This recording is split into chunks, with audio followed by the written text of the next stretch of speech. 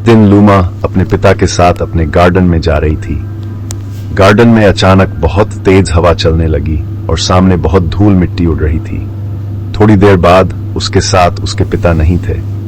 क्या लूमा के पिता कहीं चले गए या फिर कोई और बात है? लूमा को कुछ समझ नहीं आ रहा था कि उसके पिता कहाँ चले गए। समय बीतने लगा और लूमा के पिता का कोई पता नहीं चल रहा था।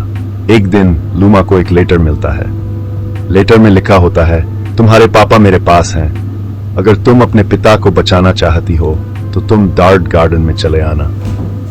लूमा बिना सोचे लेटर वाले एड्रेस पर चली जाती है। वहां एक छोटा सा घर दिखता है जो कि पूरा मैजिक का बना होता है। लूमा उस घर में जाती है और वहां पर एक बिना सिर का इंसान उसे वेलकम करता है। लूमा डर जाती है, लेकिन वह अपने आप को कंट्रोल करके उससे अपने पिता के बारे में पूछती है।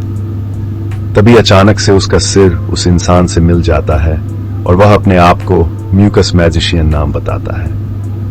म्यूकस मैजिशियन बताता है कि जब तुम और तुम्हारे पापा गार्डन में गए थे तो उस समय में काली अंधेरी हवा का जादुई द्वार खुल रहा था।